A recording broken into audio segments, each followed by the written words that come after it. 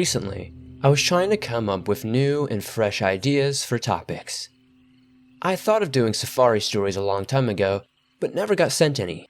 So, luckily, that has changed. Today I'm going to be covering some really creepy safari stories. If you have a story you would like to share in a future video, whether it's a safari story or something completely different, be sure to submit that at swampdweller.net or the email you can find in the description down below. I would love to share your story with everyone here in the swamp. Now, let's get into these creepy safari stories.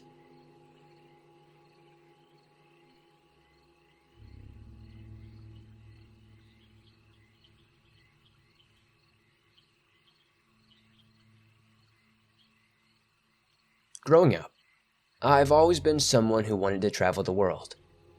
Strangely, I wound up being a 30-year-old male in an office cubicle instead. Life, am I right? That said, a few summers back I used some paid time off I'd accrued for a few years to take a bit of a vacation. Now, I'll be honest, part of me debated just chilling at home and sleeping in or gaming, but I really wanted to get out of New York City and go do something amazing for once. That's what led me to deciding to take a trip to Africa for a safari. I can be pretty impulsive, and I'll admit, this decision was rather impulsive.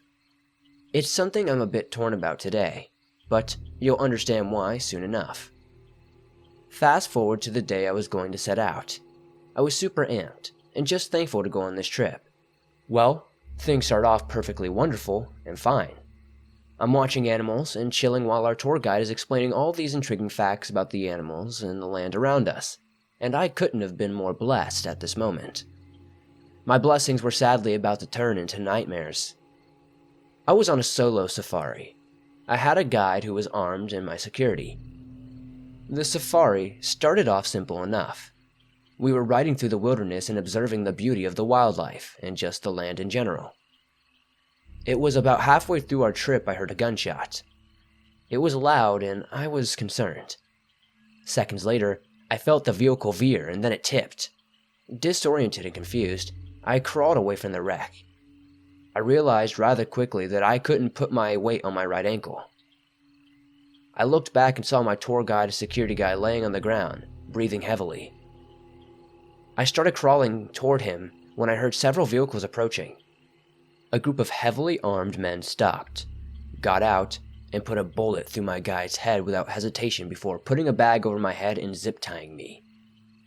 I remember I was being in shock, not just at my situation, but also at the fact that I was now being kidnapped by people who would clearly kill without hesitation. I was panicked, hyperventilating, and eventually, I passed out altogether. I was awoken to the sound of the truck stopping, and the back being opened up.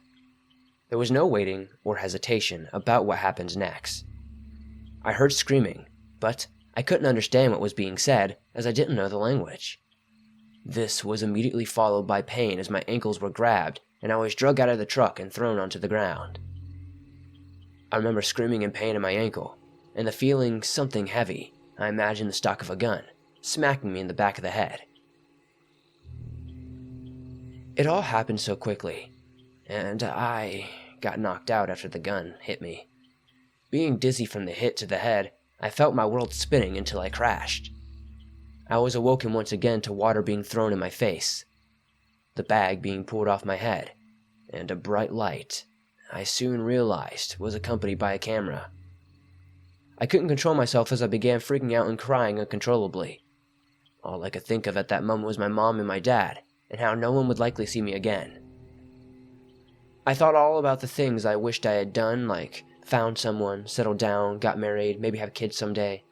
My thoughts were quickly interrupted by someone pointing at me, and then to the camera, before signaling 2 fingers to their eyes. I figured out rather quickly they wanted me to look at the camera. I did so, while silently praying for my life that somehow, some way, I would be free of this place soon enough. I also prayed that the way out wasn't in a body bag or in a ditch somewhere. I saw a sign in front of the camera that read, "Beg for your life," in all caps. One of my captors then motioned with a hand to their lips that they would flick outwards. It was a bit weird, but I realized very quickly they were telling me to start speaking or begging.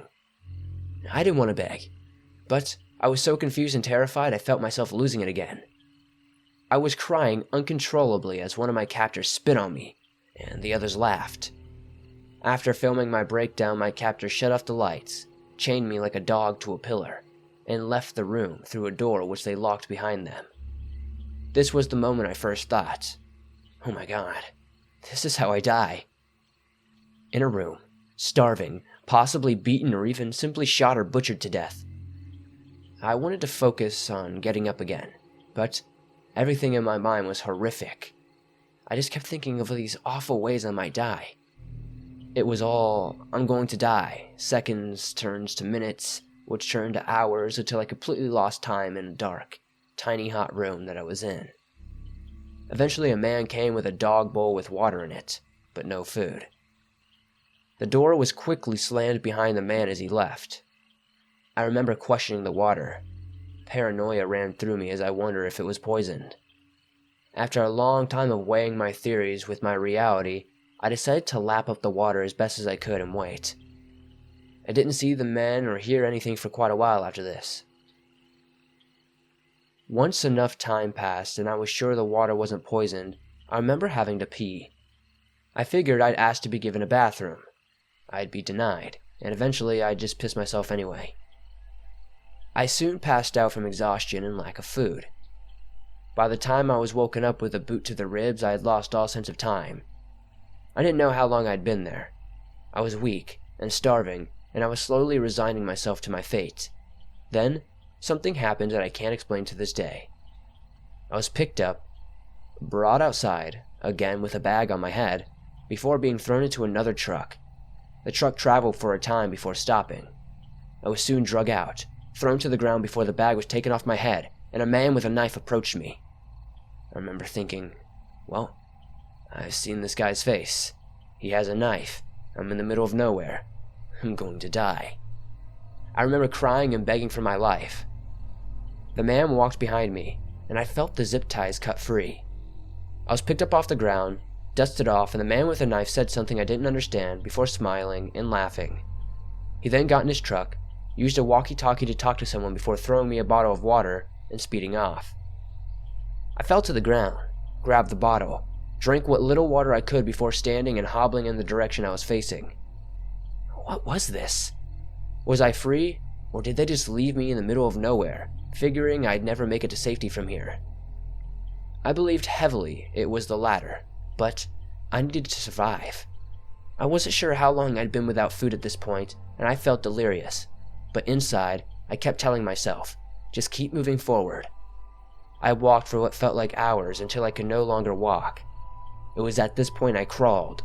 I remember seeing a village in the distance, but I couldn't move. I thought I could be hallucinating at this point, and I resigned myself to death. I didn't believe my body would go on, and I could see what looked like vultures in the sky as I rolled over and finally collapsed. I'm not sure how much longer I was there, but I awoke in a tent with medical equipment. There was a nurse watching over me and an IV in my arm. I remember breaking down crying in relief. I wasn't dead and it seemed like I was going to be okay. The nurse, she gave me the warmest smile I'd ever seen before getting another doctor who asked me what happened. I explained why I had come to Africa and my experiences, at which they called someone who seemed to be police or security of some sort, and they talked to me for quite a bit. They explained that there are guerrilla forces out there that sometimes kidnap and hold people for ransom. He went on to explain they often ransom the families of these people. I explained to the man I'd never given any information or been asked about such things. The man explained they may have taken my personal effects and gotten it that way. It was then I realized I didn't have my wallet, and I asked if the hospital had my things. The man explained I had nothing on me but a water bottle, but they also said if I needed help getting back to my country, they'd be more than willing to help me get away back. I remained in Africa for a couple of weeks, slowly being nursed back to health. I was eventually brought to the US Embassy, and they helped me get back home. Nothing was ever published in the news from what I could tell, and when I called my parents, they said they never paid any sort of ransom, and they were never contacted by anyone. Not until I called them anyway. They thought I was perfectly fine and enjoying my trip. I'm not sure why my captors let me go, but part of me believes that they just were hoping I would die in the African wilderness. If it hadn't been for someone finding me and taking me to safety, I would be dead today. I thank God every day that I'm here now. I'm still working in the same place, but now, when I take vacations, I avoid going on safaris. The short part of the safari I was able to have was beautiful, and I'm not telling anyone not to try it, but if you do, maybe go on a group safari, and please be careful, as you would never know what could actually happen out there.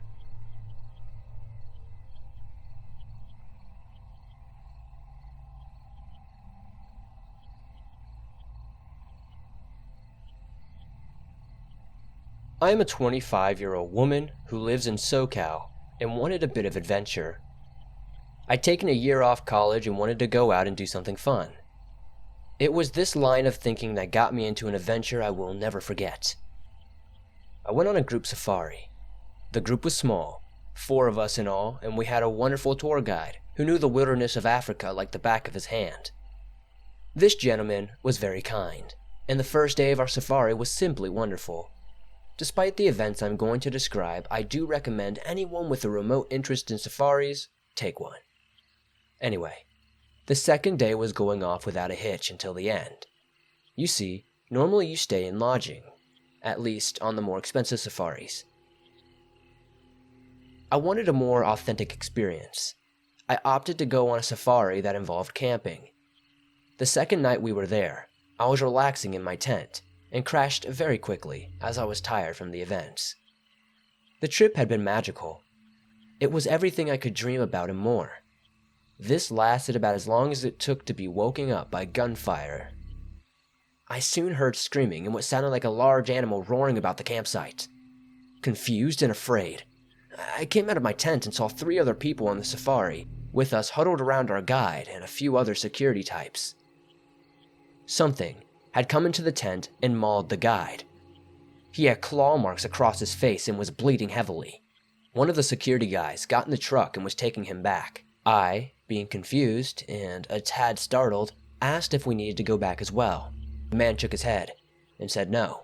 They'll be sending someone up here to get us and allow us to continue our tour soon enough. And in the meantime, the remaining security team would sleep in shifts and keep us safe. I remember thinking this seemed absurd, but then again, they were doing their best to allow us to continue our tour and not waste our money.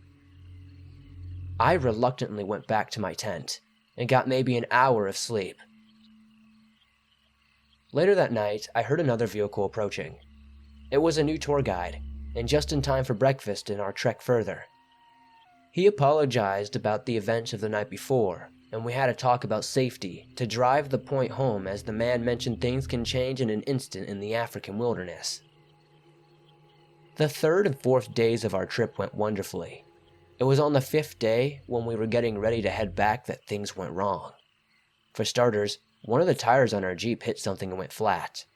Once the tire was replaced, we only got a few more miles before the Jeep began overheating, and shortly after, it died. The guide shut the Jeep off and used a radio to communicate with someone. I couldn't understand what they were saying. When he finished his conversation, he explained their Jeep was old and was now dead. We would need to set up where we were at for another day or so, while the aide attempted to make it to us from their nearest city. I remember thinking, great, this trip just keeps getting better. That said, we had food and it was only going to be a day, so I chilled as close to the Jeep as possible and talked to some of the others who seemed to be taking things in stride. One of the guys was even laughing and saying, "Hey, it doesn't get any more authentic than this." We were all in pretty great spirits despite what had happened, and that continued until night fell. We set up our tents and made a makeshift camp where we were at. It wasn't long before we all went to sleep. This time, we were woken to the sound of screaming. We rushed from our tents and we were terrified to see 2 of our security guards unconscious and our newest tour guide cowering in the corner as something massive and black growled at him. I don't know how to explain what this thing could have been, or even to say that it wasn't a normal animal. The guy from earlier who was speaking on authentic experiences ran over to one of the security guys, pulled his rifle off of him, and fired several rounds at this dark creature. That's when the thing stopped and looked at him. He freaked out instantly, dropping his weapon and clawing at his eyes. I rushed over to him. Along with the other girls and the tour guide, we held him down. At this point, a shot was fired off by one of the security team and the creature seemed to leap forward and dart away. It wasn't like it actually leaped though. It was more like it lurched forward and its body almost seemed to stretch with it until it lifted off the ground and vanished into the darkness. Shortly after it left, the guy who was trying to claw his face stopped and asked what had happened. We explained everything, at which point he told us he doesn't remember any of it. Needless to say, we didn't get any sleep for the remainder of that night. Sometime around 9 in the morning, our aide showed up. They could see we were all spooked, and they came with a truck to haul the broken Jeep and another Jeep to bring us into the city. This part of the trip didn't take long, and thankfully, we didn't have to spend another night in the wilderness. We were questioned about what had happened. Upon explaining things, we were met with a chuckle. I was a bit upset at this, but kept a level head and asked why the man was chuckling. The guy questioning us said, "We'd be alright, but you need to be wary of the spirits."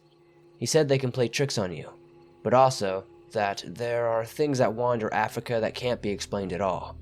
He claimed these things to be dangerous. I had no doubt about the danger of whatever we encountered that night, and I'm sure now that what we experienced out there likely followed us along our trip, eventually attacking our other guide. If there's one thing I'll never forget, it is the deranged howl I heard on my final night in Africa. It was like a demon and a wolf voice paired together. That's the best way I could describe it. Thankfully, I was out of there the next day. It is my belief that that howling was whatever that thing that attacked us. I have no idea what it was or what it could be.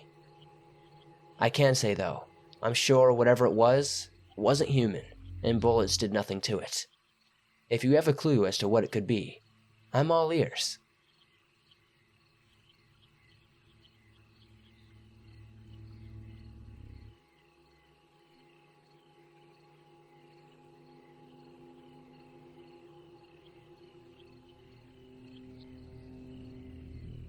My story isn't necessarily terrifying or scary, but it is definitely very odd.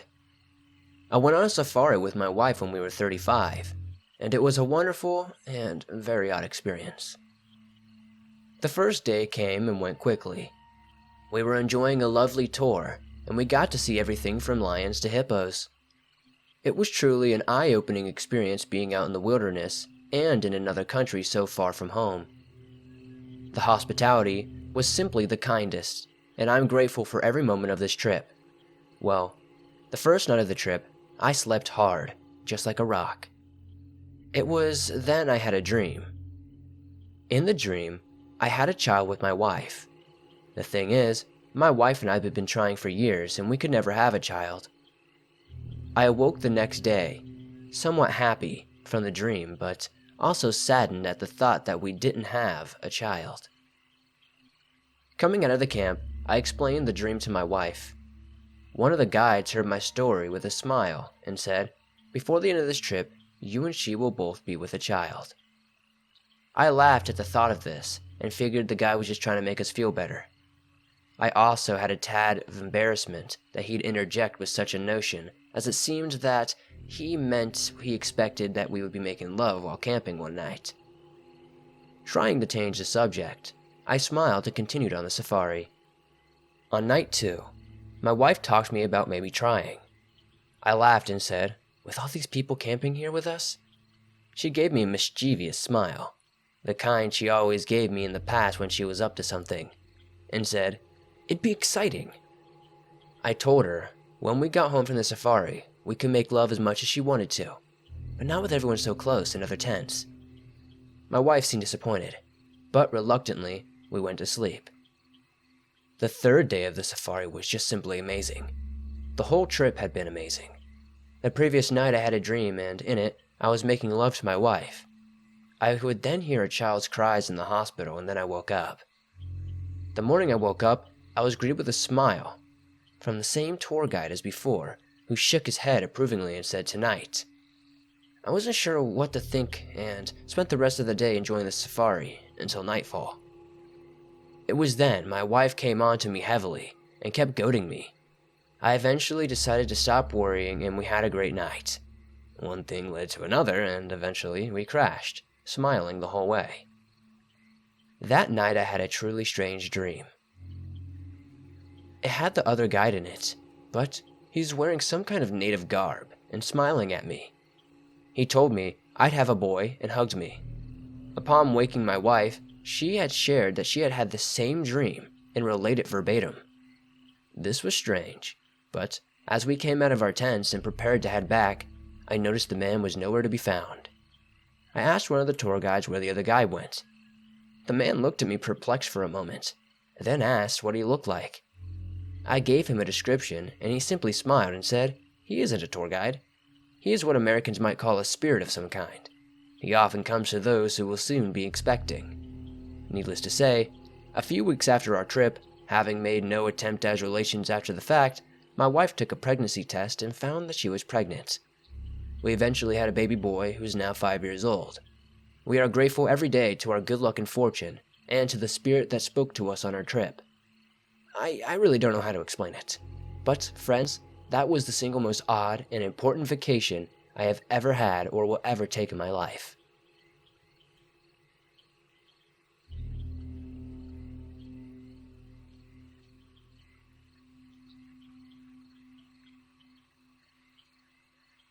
I'm going to share my experiences as a 28-year-old male on a safari I was on last year. I've always been told that safaris are an amazing experience, and after my trip, I agree, but not in the way I'm sure others intended it would be when they told me this. Hopefully, what happened to me will never happen to you, but there are risks no matter where you decide to travel in the world, and this is just how things happened for me. I went on a solo safari. Basically, that means you have a guide and yourself. There aren't large groups of other people who we'd be spending our nights camping out under the stars with. It was about the third night when I woke up because I needed to go to the bathroom. I was doing my business and looking out into the distance while listening to the sounds of nature when I saw something in the distance. It was an emaciated man with no eyes and flies crawling from his skin. I quickly finished doing my business and asked my guide if he saw this man in the distance. He shook his head and said I'm probably only half awake and should get more sleep. I did as the man said and tried to get some more rest. The next morning, I woke up to see my guide slumped over on a log. Next to him was the emaciated figure from the night before. In broad daylight, I could see him more clearly. I wanted to vomit at the smell he gave off, and I felt sick at the sight of his emaciated figure. That said, I also felt fear. The man had no eyes. He simply looked at me without saying a word, and I could feel the need to leave. I backed off, and soon after I watched something leave my guide's body before the emaciated figure vanished. I felt fear and sickness as I checked my guide and realized he was dead. I was now stuck with no guide, and no idea how to get back to where the nearest town may even be. Searching my former guide, I found the keys to the Jeep. I didn't feel comfortable leaving him out in the middle of nowhere, so I loaded him into the back of the Jeep and proceeded in what I believed to be the direction we previously came from. The day was long, and as I continued to drive, I quickly realized my fuel was beginning to fade. Surely I had enough to get back, right? Was I even going the proper way? My mind began to flood with panic as I started to doubt myself, and became a bit delirious from my long drive. I drove into the night under the prayer that I'd be lucky enough to get back to where I came from. Sadly, as the fuel ran out, I had no clue how far I was from civilization, and all I had left was a tent for camping and my own 2 feet. The man I was on the safari with carried no radio, and the Jeep didn't seem equipped with anything other than a flare gun and some water. I grabbed the flare gun and set up my tent for the night. I soon went inside. I fell asleep, scared out of my mind with worry. It wasn't easy as the fear kept me awake at every sound, but eventually I crashed from exhaustion. I awoke the next morning to the last thing I ever wanted to see. A lion now stood on the back of the Jeep, dragging my guide's body by the leg out of the back. I wasn't sure if I should try to stop this. On the one hand, It seemed extremely disrespectful to not try to preserve this guy's body in case I should ever find a town. On the other hand, that's a lion and it likely would tear me apart. I mean, all I had was a flare gun. I wanted to help this guy, but he was already dead. I had to think about my own survival, and so with great sadness, I watched as the lion dragged the man's body off. I sat at a loss as to what to do now, but the first thing I did before actually doing anything else was wait for the lion to disappear completely.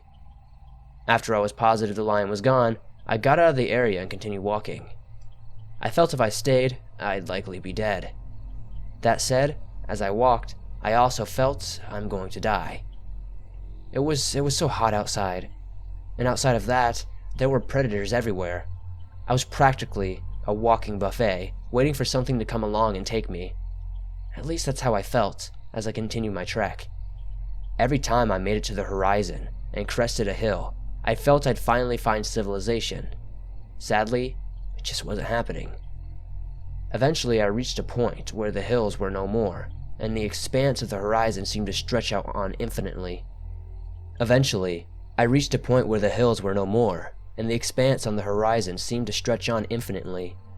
Night fell, and I was growing hungrier by the minute. I had some small things like jerky to eat, but I was on my last stick and basically had to ration what little I had with the bottle of water that I had left on me as well. I eventually found a tree and some bushes and tried to hide out there, collapsing quickly from exhaustion. I had a dream, or perhaps it was a hallucination at this point, where I saw the emaciated man standing on the edge of the horizon. It was as though he was following me. I remember trying to run, but no matter the direction I turned, he was there. If I looked behind me, he watched me like a specter waiting for my demise. If I looked ahead, it was as though he were there waiting for me to come to him, to accept this was my end. But was it my end? I thought to myself. This question did not come with quick answers. I spent the next day eating what little I had left through the day, and eventually drinking what was left in my water bottle. It was sickeningly hot, but I had to drink something. When night came, I fell next to a lone tree. I stared in the distance, my vision half blurry from feeling delirious, and that's when I saw him again. The emaciated man. He just stared, carrying a long stick. I rubbed my eyes, my head pounding from a headache as I did. Was this real? I finished rubbing my eyes, and that's when I saw the man begin walking toward me, slowly. There was a darkness about this figure. I felt more terror begin to grip me as the man got closer. That's when I raised my flare gun, and he stopped. He had no emotion on his face. He simply watched me. Terrified and emotional, I fired a flare toward the sky, hoping this guy didn't continue forward. Didn't know what else to do. I figured if someone was nearby, perhaps I had a chance. If not, I wouldn't have to worry about it much longer anyway. I don't know who I should thank, whether it be God or sheer chance, but at that moment the man turned and walked the other way, disappearing into the horizon. A few minutes after this, I saw several trucks headed my way. I couldn't keep conscious after that and crashed. I was brought to a hospital where I explained my situation, and when I was better, I was released. I was told it was just a bad luck that my guy likely had a heart attack or a stroke in the middle of the night. They never recovered his body. I eventually headed back to the States and told myself that I wasn't going to do a safari again. My friends were right. It was indeed an experience. That said, it was one that I wanted to never experience again. To this day, I'm not sure who or what that emaciated man was. I'm just grateful that I was able to leave Africa with my life. If you ever choose to go on a safari, definitely do not go alone. In fact, I'd recommend going with a group or at the very least preparing for your trip properly so you hopefully don't wind up in a situation like I did. That means packing more food and water than you'll feel you'll need, and doing things like paying attention to where you are headed so you aren't lost if something happens. I've been through a lot on my trip. I'd like to think my experiences changed me for the better and made me appreciate this precious thing we call life that much more. I still have nightmares about being stranded out there, and even about the emaciated man. I go to counseling for these things, and I've been diagnosed with PTSD. The therapy helps, but the experience is not something that will ever go away. I will always remember it, and it will always be with me. Thank you, Swamp Dweller, for sharing my story on your show.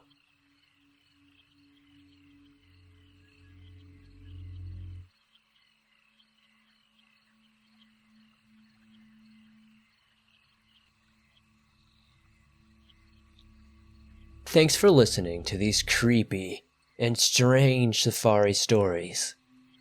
These stories were definitely doozies, and that last one, man, whew, sends shivers right down my spine. If you enjoyed these stories, please hit that like button, as it really does help me out a ton.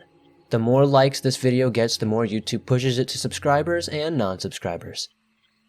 If you have a story you would like to share in a future video, whether it be a safari story or something completely different, be sure to do so by submitting it at swampdweller.net or the email you can find in the description down below. I would love to share your story with everyone here in the swamp. Stories like yours that keep this channel going. If you're new, why not subscribe, turn on notifications to never miss a new video. I upload them almost every single day, and all things natural and supernatural.